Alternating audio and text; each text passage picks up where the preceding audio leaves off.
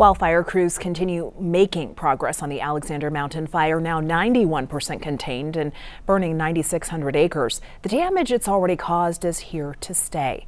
51 homes were either damaged or destroyed in that fire that began last week. That's according to a completed report by the Larimer County assessor. And today, families who live in the Storm Mountain and Cedar Park communities were allowed to bring their RVs and trailers back in that area. And this comes as even more groups step up to help those whose homes were destroyed. One organization offering to help sift through the debris to find anything that may be left. Denver 7's Veronica Costa introduces us to a volunteer waiting to get the go-ahead.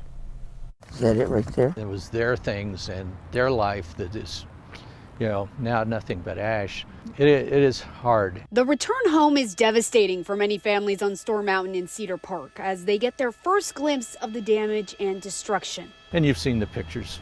We've all seen those pictures, and unfortunately we're too familiar with fire here. While families impacted by the Alexander Mountain fire are coming to terms with what happened, grieving their destroyed or damaged homes, But just keep working at it. volunteers like Jerry Purcell are waiting to help. What we do is we help in cases of disaster. He's a part of Colorado Baptist Disaster Relief, an organization offering to help sift through debris to try and find anything that may have survived the fire. We go in with the people, help them start to get a grasp because they are totally disoriented, as you would be when all that you've known is just a pile of ash with some metal sticking out of it. Their biggest hope is that they find the most sentimental items. People think they'll find things. A lot of times we do find occasionally jewelry, wedding rings or something.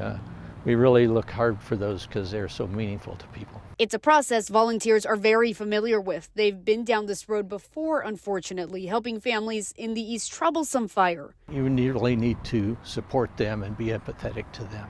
And more recently, the Marshall Fire. I think some of this will be similar, but on a much smaller scale. A smaller scale, but an equal amount of hurt for a community now forced to rebuild. In Loveland, Veronica Costa, Denver 7. The Disaster Assistance Center will be open to anyone impacted by the Alexander Mountain fire starting tomorrow at 9 a.m. at the Ranch Event Complex in Loveland. It'll run through the weekend.